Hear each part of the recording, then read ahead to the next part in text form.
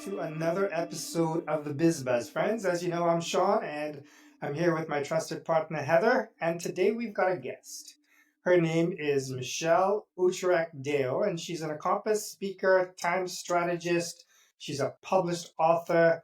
She empowers businesses and leaders and entrepreneurs to reclaim that long lost time, excuse me, and achieve tangible results. Through her proven time strategy system, she's got over 30 years as a creative arts counselor. She's an educator, an innovation strategist, and Michelle helps professionals quickly organize information, sharpen their focus, and turn ideas into actionable plans that boost productivity and profitability. She's known for her engaging presence and dynamic delivery, and she blends practical tools with laser focused methods and a dash of humor to inspire transformation, whether she's coaching executives or leading strategic workshops or energizing at corporate events. Michelle provides her clients with clarity and confidence through her structured approach, and her proven time strategy system helps leaders break through time wasting barriers, optimize performance in today's fast paced environment. Michelle, welcome. We're happy to have you. Thank you. When you hear all that stuff, you're thinking like, is that me? That's you. That's why you're here. It is why I'm here. I'm really looking forward to having this discussion today. So thank you. We're excited. Even just listening to your intro, hearing about actionable plans and, helping people like energize by time management, like all those things really link into kind of what Sean and I have already talked about in, our past episodes. So we're, really excited to have you here. Thank you. Well, let's get right into it. So, Michelle, why is time management so important in today's world? Well, I think one of the key factors in that is that time is our largest and most important commodity that we have. You can always make more money, but you cannot make more time. Time is one of those pieces that we really have to be able to begin to use intentionally and learn how to use it so that we can functionally move the needle forward on so many different areas of our life and actually start to enjoy our life maybe a little bit more than we are right now. Love that. Never thought of it like that, but you're right. Like, it's a huge commodity and we can't make more of it. So make sure we're using it well. I never heard it put that way. I like that. Excellent. So beyond the basics of what we typically do, everybody puts together a bit of a plan, my to-do and action items. What are some of the commonly less used strategies or tactics that you can suggest for people to reclaim that time and attention, especially in today's hyper-connected world? Hyperconnect. Oh yes. Oh, so this is. I love that you brought your phone in just enough. A nice shiny. And so that actually leads us directly into one of the first steps that I've taken in my own process with developing my system is actually creating what I call a time recovery system, and doing a time recovery assessment with people, because before we can actually start to be able to get a plan, and people have these goals and they want to do these pieces, we need to know where the time barriers are and where the time is going. So what's stopping you and what's stealing your time, right? So we've got to figure out, which we can do and how we can work through those two. So one of the best ways to do that is to sit down and do a time recovery assessment. And so I'll set people up to do like a 48-hour time recovery assessment when I'm first starting with someone, or if I'm doing corporate, I'll ask, like, from a business point of view, like what happens in a week-long cycle at your workplace generally. When do people come and go? What's the flow that's happening in your work? Or for individually, what's your flow within a 2-day cycle? Now, one of the challenges that people face when they do the time recovery, and I always, and this is where my 30 years of supporting people in having to face difficult challenges, is to look at, where is that time actually going, and how much time are you really using to work, and where are those other minutes going to, right? And so, one of the things that we take a look at is that there are 168 hours in a week. What do you do with those hours? right? So I do break it down into a 48-hour window so that someone doesn't have to itemize out each minute when we're doing the assessment. But oftentimes when the assessment comes back to me, we're able to really take a look, and it's usually quite surprising and shocking for people when they realize maybe they're not spending as many hours physically, literally working as they thought they were. They say, oh, I work 10 hours a day. But you start looking at it and they're like, maybe I don't actually work 10 hours a day. I maybe actually only get 6 hours in of actual work, but I want to be working 8 hours. So we start to actually break down then how are we actually going to like figure out like where are those time barriers and where is the time going. I had one person a few weeks ago do a time assessment, and they realized that one of their biggest distractions and their time barrier was their chickens. Now, I deal with people all over the place. I know. Yeah, that they actually, and what would happen is that they would hear their chickens singing, and it would be their biggest distraction because there was a predator, like they live out in the rural area, there would be a predator coming in. So in some ways, I kind of laughed because I thought that's kind of like our lives. The phone rings, it's kind of like a predator taking away our time, right? And so, That is you know, that is a really good analogy. Yeah. It's great. I'm gonna write that one down. That's Yeah. Yeah. but I think it's so important for us to be able to really then start to break it down and face that piece of what is it that's really distracting us, what's taking us away, how much time are we actually using to focus on our work, and then coming to terms with that, and then we start to be able to create the plan, right? Then we start to So take a look. can I pause you just because I think I know what it is because you've referenced the time recovery assessment multiple times. So I'm just going to break it down in my understanding and tell me if I'm correct in terms of what it is. Is it like creating a log of how you spend your time throughout the day or the week to try to find those areas where there is productivity versus where there are areas where there's, let's call it, time wastage? So the actual assessment, you're right, it is a log, but it's not so much taking a look at it's taking a look at it so we can figure out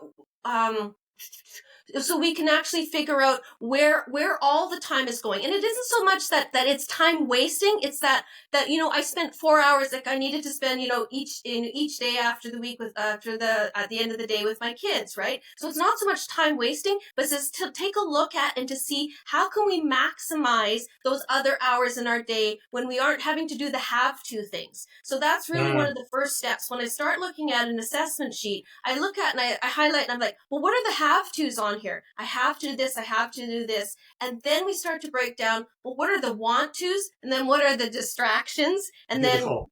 then where do we fall into, potentially into screen binging or in those kind of things when we get, when we're having a difficult day, and where do we fall and where does our time go? So then we begin to identify areas of opportunity where you can recover that time and then put them to other use. Yes, absolutely. And so from there, what ends up happening is that once we have the assessment done, we start to take a look at a plan, and then the plan starts to come into fruition. So if somebody already has a set of goals that they want to achieve, then I'll take them into a series of time tools that I've created in my time strategy system. And so then we'll go through and then we'll apply different time tools, and I can talk a little bit more about that, in a little bit. But if someone doesn't have a set of their own goals, then we start to look at a full goal assessment, and we break down their goals and what it is that they're wanting to achieve. And so then we can figure out what is it that's actionable, what are some actionable goals, and then we can set up, goals, tasks, and then apply the time tools to the tasks so we can move the needle forward. So those are kind of the two areas of my time system that just depending on, what people are really needing. Mm-hmm. So I could come to you say I could come to you because I want more personal time with my family, and how are we going to make that? Or I could come to you, for example, and say, I feel like I'm wasting time in my business. I want to grow. I want to focus on business development stuff, but I know I'm focusing on the non-money making tasks. So you could kind of help direct me one way or the other where I'm spending my time, and around those goals, help me build the plan to find more time for business development or find more time with my family. Is that a good example of how you could use that? That is exactly what I do. So an example, I mean, one of my base time tools that I've created is called the 42-minute hour, and it's based on a 60-minute cycle. And so basically what we look at is that at 42 minutes of focused primary goal and 18 minutes of secondary goal. So when you're in a home environment, something like that could be, well, you need to work on like do your emails for, for work or something like that. You're at home and you're working. So you set your timer, and let's see, I've got my bear timer here. So I I actually have those. Actual timer. I love it. I actually have old school timers, yeah. So I'll set my timer for 42 minutes so that I can work on something like that or a slide deck, and then my other 18 minutes I'll apply.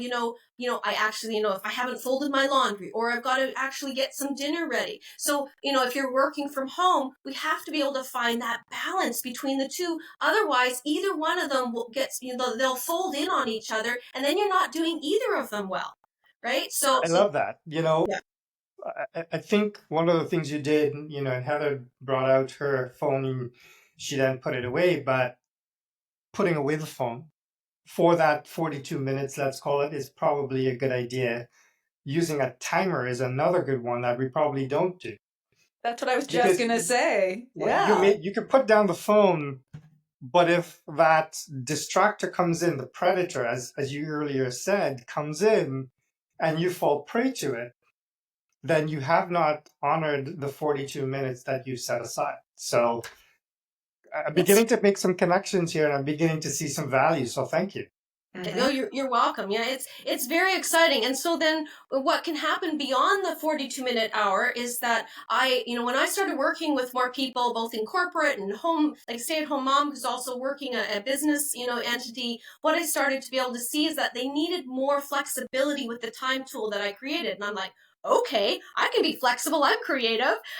So I did a reverse 42. So say you need to start with walking the dog and then you want to come back. So, you time out a route and then you come back and then you can do your other 42 minutes, or if you only have a half an hour, because a lot of people may only have say you're at work and you have a half an hour and you have and you're on lunchtime and you're like, I want to make the most out of my lunch, right? So you could do 9 minutes of eating your lunch, and then you could do 21 minutes of maybe watching a summit presentation that you had just downloaded the other day, but you hadn't had time to do it. So you're moving the needle forward in alternate areas of either you can do self-care. I know, Heather, you do a lot of self-care and in your entity, and so you can incorporate those two things so that you're always moving the needle forward, either in your business life and in your personal life. So you're reaching goals at the same time. I love this. I found lately that I sit because my business is getting busy, which is good, but I don't leave my desk and I don't make those breaks in between. And I'm just jumping from one thing to another. I like that timer piece, the actual physical timer, because as Sean said, it prevents me from picking up my phone. Right? Because you're picking up your phone and that's the distraction. I'm like, oh my gosh, my husband just texted me too. I'm like, well, that's weird. But I don't want to check it. But, that's the distraction. So I'm putting it together as well. So Michelle, yeah, I love your strategy, your 42 minutes, whether it's 42 minutes or it's like you say, 30 and 30 or whatever you need to do to make that work for you. And so I mean, those are my four basic ones are the 42-minute hour, the reverse 42, the split 42, which is 21/9, and then the reverse split. So I wanted to use a little bit of creative language, when I was doing those. I mean, there's a whole other set of time tools that are, that I dive deeper into if I need to do more focused, deep work, that somebody needs to have more allocated time out for doing some real clear thinking and creative problem solving.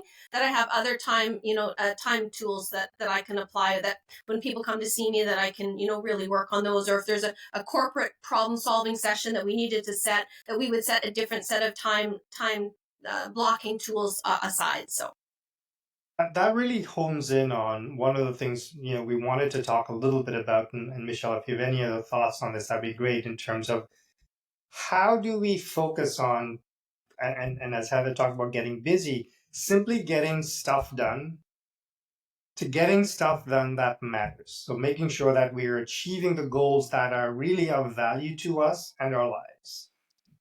Well, the phrase for me is about intentional time. And so really where you can become more focused with what it is that you're choosing to do. And really for me, the intentional time and the whole time is fleeting.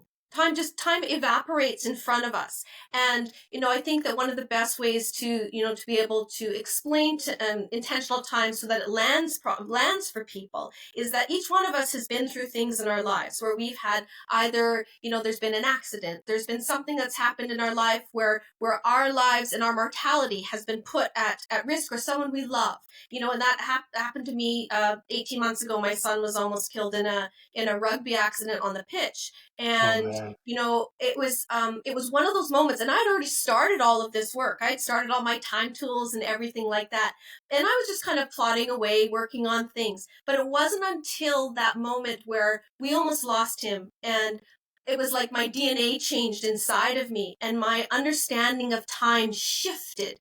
And so, where I thought, I was organized and I was using all these time tools and everything was great, what I realized, the piece that I was missing was truly intentional time, that I was still letting things distract me and not let me really focus and hone in on the aspects of my business and of my life that I really wanted to move forward. So I broke it down into an area of what I call gifted time. So how many times have we all been in situations either at work or at home where someone cancels, right? And all of a sudden you have a half an hour, you have an hour.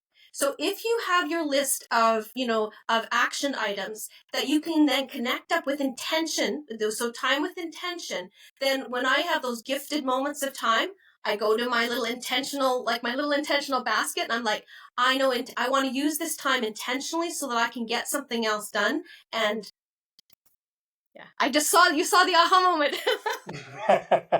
I love that. And sorry, yeah, like, oh my goodness. So I'm focusing on, my focus is always to build my business. And part of that is connecting with people on LinkedIn. And how do I build those connections? So as you say that, I'm like, that could be very intentional time. When someone cancels on me, guess what I'm going to do? I'm going to go to LinkedIn, and that's where I'm going to spend that, 20, 30 minutes, or somebody's, late to a call and then I cancel and I have 15 minutes. That's where I can go be intentional with that on business development activities by, you know, connecting with people on my LinkedIn, commenting and whatever. So sorry, that just went off. I was like, that's a great way to reuse that time where I don't have to like go into one of my clients and go in and start doing something. Like it's a very easy shift.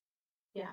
Yeah. And I think that thank you. I really love the way that you were able to apply that really specifically to something, that will bring you forward and also reduce some stress. Because that's part of what my whole program is about, is increasing productivity, reducing stress, and igniting sparks of joy.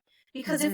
if we can combine those three things, we can have epic and amazing lives. And I think when we get so caught in this I don't have enough time myth, because I'll tell you, after what happened with me and in our family, it is a myth. The fact is that if you use your time intentionally, you have time for everything. You just have to make your choices. It also sounds a bit like, because you may have a big jar of intentions, right?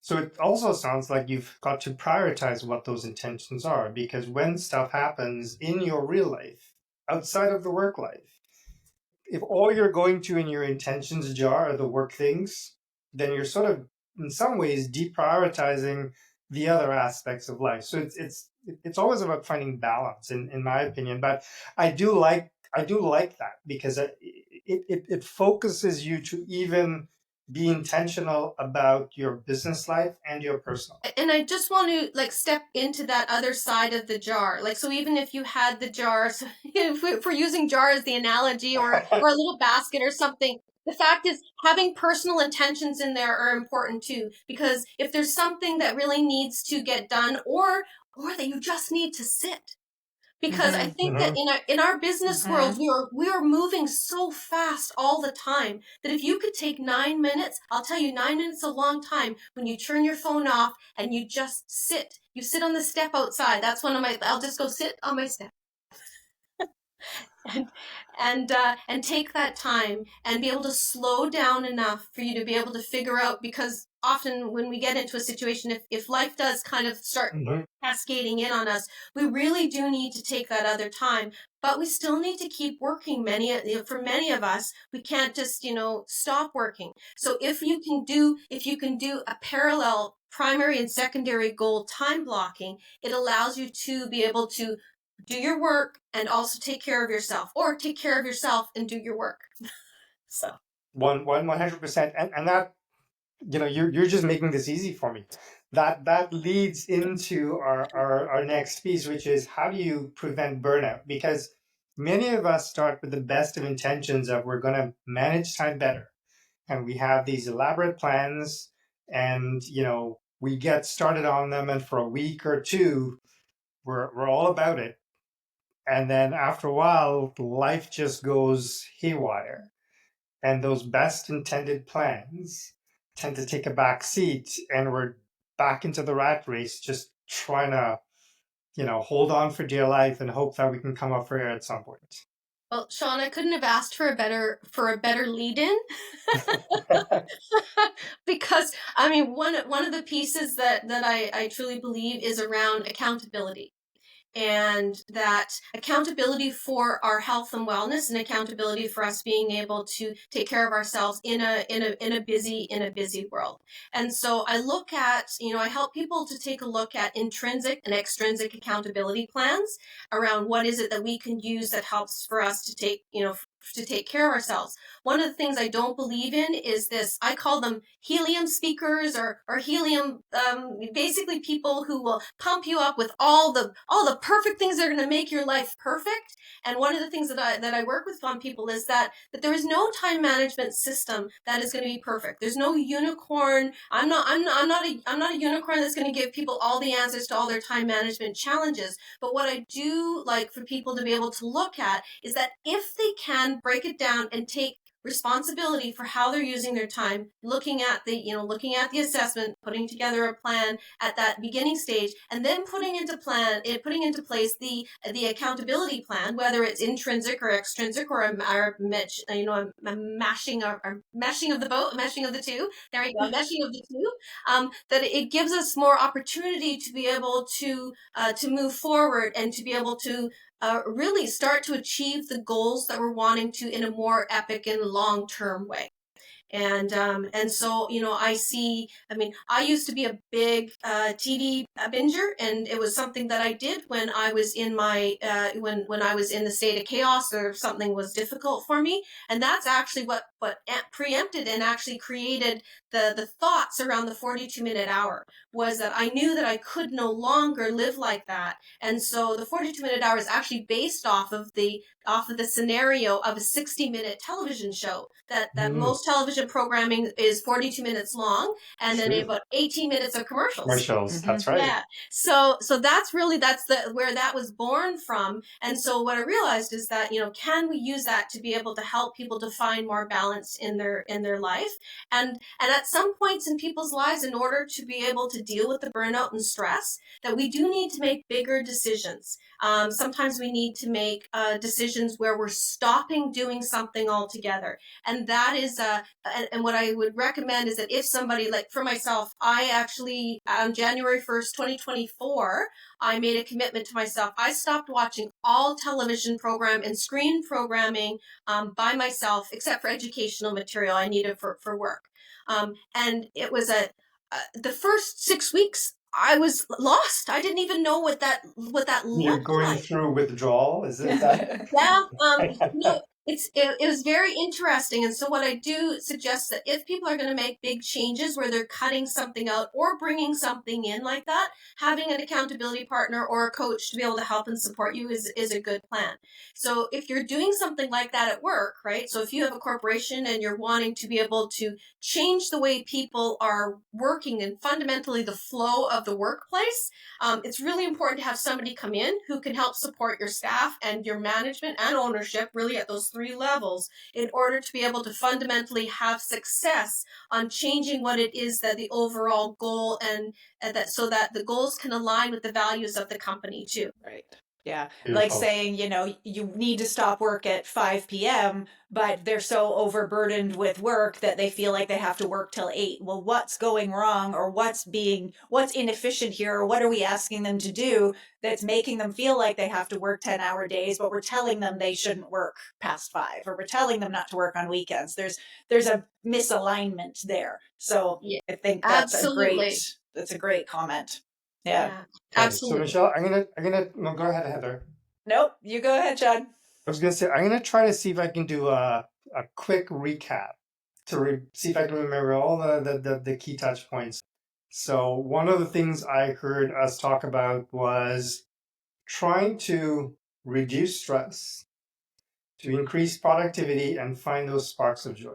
That's the goal of your whole system, right? One way to do that is to block time. Create that 42, 18-minute divide, split it however, you've got a few different ways of trying to do that. Be intentional about it.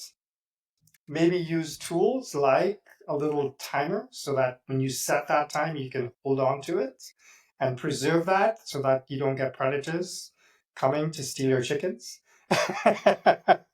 Yes. Being intentional about where we focus our time, when we get those gifts of time, because people may have canceled on an appointment, and that's just a gift that's come back to us, right? As you said right at the start, time is a resource that we do not get more of. We just get less and less of, right? So that's pretty much that. And then the last bit is around taking accountability. So setting priorities with your intentions, but then taking accountability in terms of what we're doing, how we're choosing to use our time. And in some cases, it means where we're choosing to stop doing certain activities.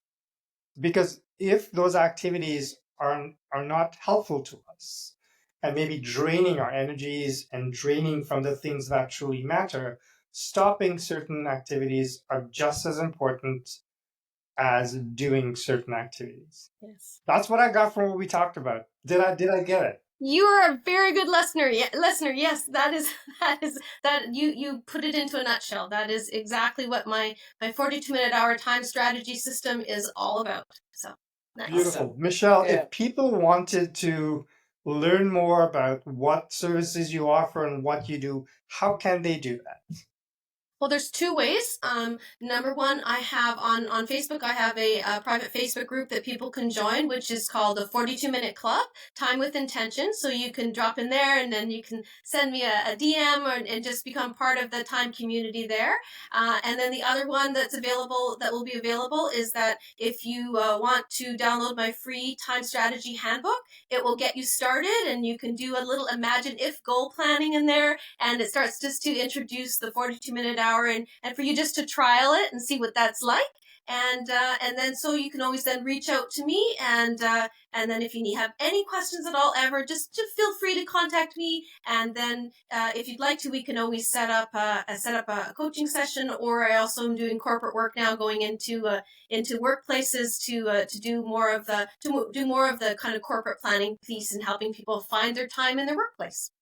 Beautiful. Are you on any of the social platforms beyond Facebook? Yes, I'm available on LinkedIn. Thank you. LinkedIn would probably be the other best place to get a hold of me. Thank you. Nice. All right. It's in the show notes. Yes. We'll put it in, but still, we need to give it that moment to actually make For sure sure. people know how to reach her, right? Of course. While we've got our presence. All right. Well, listen, folks, this yeah. has been an amazing conversation with you, Michelle. Thank you so much for joining us today and for sharing those insights. And again, people, if you want to know more, please go check out the Facebook group. We will put all of these in the show notes, as Heather mentioned, down below. You'll see it.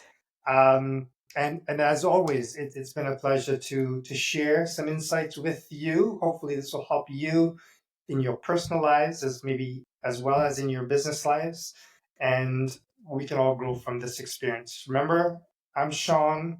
This is Heather. We can reach us on socials as well. Mine is just on LinkedIn. I'm not really that socially active with regards to my business stuff. Heather is Heather Smockum on LinkedIn. She's got Lotus OM. Yes. OMS. Lotus OMS. .com is her website, and she's also on, I believe, Instagram every now and then. Instagram every now and then, yeah. But you know what? I have an interesting freebie that I think would go great with Michelle, and it's called the Process Playbook. And it really talks about how to identify and delegate tasks. And to me, for business owners, that is a great way to help identify those pieces in your daily life that maybe you could start, delegating to somebody else to take time off your plate to let you focus on what lights you up, So I think there's a great connection there between time management and how to really document your processes to start delegating to your team members so you can really focus on that business development and growth. So I think there's a great alignment there. So you can check that out Two as well. freebies for the price of Boom. one. Yeah. Look at that. Love it. All right. Listen, folks, Awesome. it's been a pleasure as always spending some time with you. Hopefully you found this useful and informative. Reach out to us, any one of us, if you have any questions or if you need any help with your business. We're happy to have a conversation at a bare minimum and help you more if we can. My name is Sean. This is Heather. Our guest today is Michelle. Please keep the biz buzz going, and we'll talk to you next time. Bye. Thanks, Michelle. Thank you.